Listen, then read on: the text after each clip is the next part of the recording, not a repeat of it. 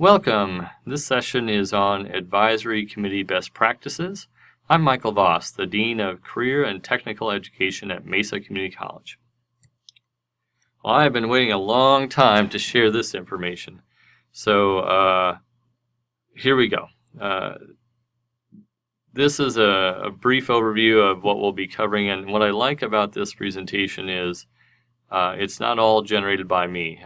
Many of these ideas for best practices were shared with me by accreditation site visitors and other faculty and program directors, achievement coaches, and some of my thoughts as well. So here's a list of several of them, and here's a few more, and then we're going to go ahead and dive into the details.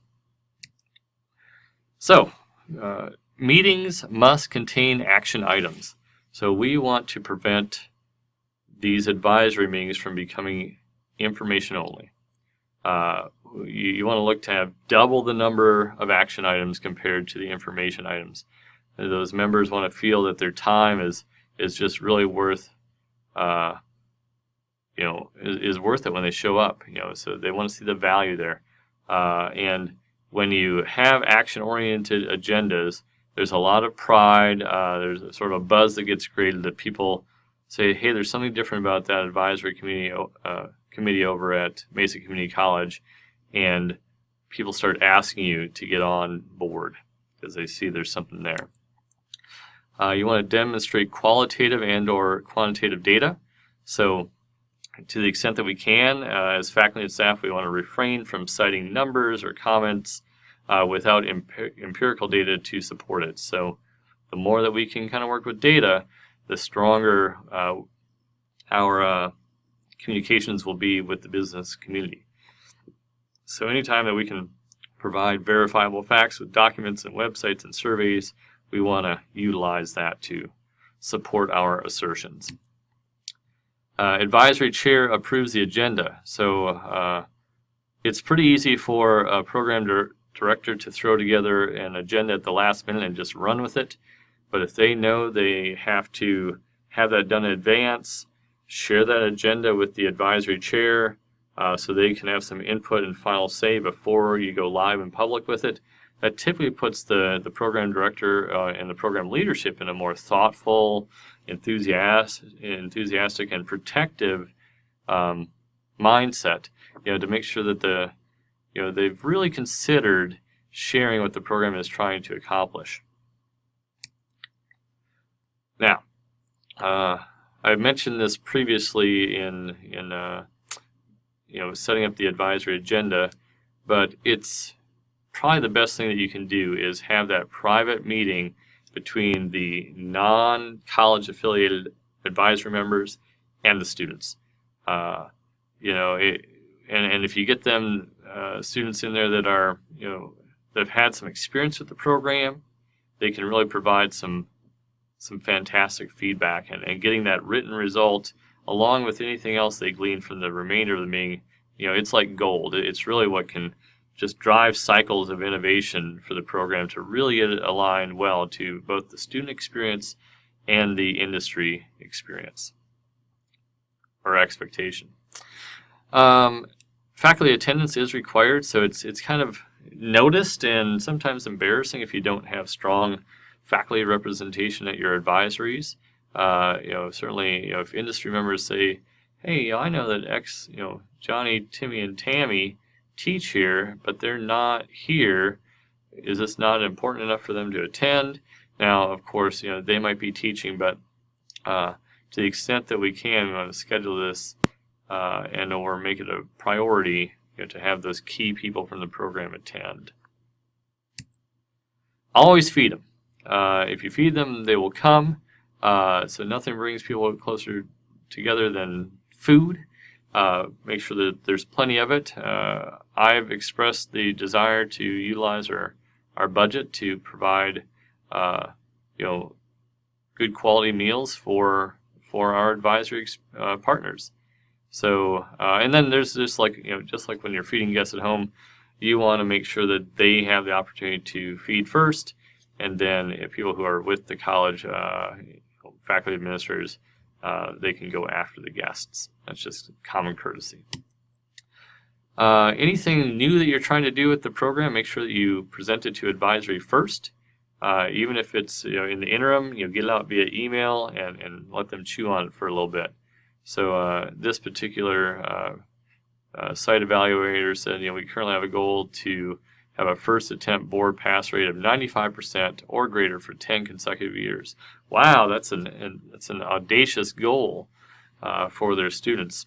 And before you throw that out there, you certainly want to run that by your advisory. Do they think that's a reasonable goal? Is it a necessary goal? And then once you kind of get the goals out there and it's known amongst advisory, you'd just be surprised how many people not even affiliated with your advisory either comment on your goals or encourage you based on the goals. And that little word-of-mouth advertising that happens through the advisory, it's fantastic for program promotion. Okay, now keep to the agenda and the timeline. So it's better to schedule the meeting too long than too short. And you really got to coordinate a little bit with your advisory chair, especially if they're going to actually try to run the meeting for you. A lot of times they sort of see a shared leadership model, and that's fine. But that advisory chair is critical when it comes to a closed-door listening session with the students and keeping that on time. This one's from Yvonne Bowling here at Mesa Community College in the Fashion and Merchandising and Design program. She says that the most important thing on advisory boards is the personal relationship of the faculty with advisory members in attendance. I couldn't agree more. The stronger connections that our faculty have with industry, the more opportunities there are for our students to go to work, to go on internship opportunities, to get fantastic guest lectures. So I very much agree with this one. This is another one from Todd Birch in the Mesa Community College drafting program. And he says, conduct as much business as you can online. I agree with that as well. So that when you do come together, that time is very meaningful. If it's information that they could have just read and you could have sent in advance, try to do that. Think about how you prepare that information in bits and pieces to get it out there, so that when you have your agenda time, which will be maybe in the neighborhood of 2 hours, you're not having to spend so much time on informational items that could have already been shared, or taking a survey that they could have done online. So we want to make it very productive and be mindful. When we take these folks away from work, it impacts their company's productivity to some extent. And then, that being said, it's not too intrusive though, because we want them to make the time to make us a priority. So be open and invite them to tour your program to really see what we're currently doing. Okay. A personal touch is always helpful. So program leadership should actually visit the advisory member or call them on the phone if possible, if you really want them to come.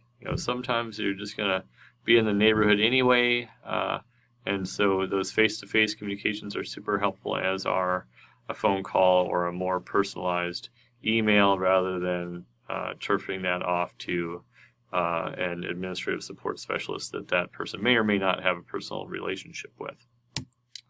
At the end of the meeting, or within a few days, try to send some thank you notes to those people who attended. For the people who didn't, here's the minutes so you can get caught up. In fact, everyone needs the minutes. So that personal touch is certainly appreciated by our industry partners. A plus. So a lot of us have been taught to use a plus delta model, but you might consider a plus. And so, really avoiding the negative connotations of the program and just, focusing on what's working well and, how do we go from good to great. So plus. A few of my thoughts here.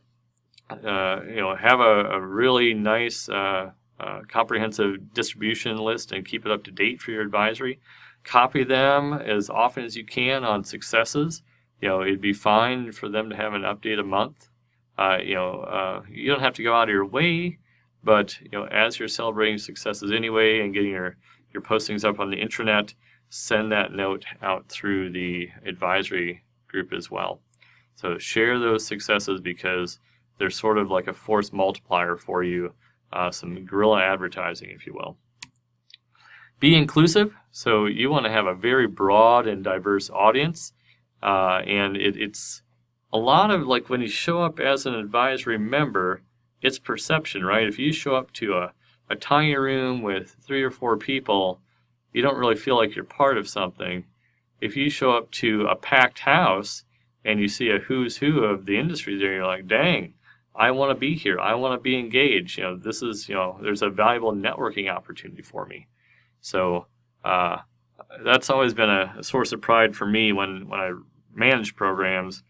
I would serve on the competing advisory boards as well, and I'd kind of keep my own little hidden tally number of who was there, and I always made sure that my advisories were always better attended, whatever I had to do to make sure the industry was really well represented, so that when these people have to make a decision about where they spend their time, they want to go with the masses. And there's some other ways now. We've got this fantastic data in Burning Glass. If you just ask me or one of my admin, we can look up who are the top employers in the last year who've been hiring jobs in the region, and it gives you an opportunity to reach out and make sure that you have a comprehensive advisory for your program. And don't just think about the high-end titles.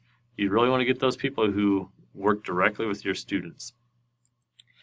Work hand in hand, right? So it's not just about the advisory, it's about finding ways to weave them in iteratively throughout the year and keep their self-interest in mind, all right? So what's in it for them? But, do they want to share their expertise? Do you need a guest lecturer? Ask an advisory member. Is there a special project that, a advisory member has specific expertise and interest in? Ask for help from the advisory. Need help with strategic direction? Ask the advisory. Invite them to graduation. A lot of folks don't remember to do that. Send it out to them. Let them know that people are graduating. Invite them to come in and participate on our hiring committees. Fantastic opportunities to keep them engaged all year long in different ways. I've always over-prepared for the meeting.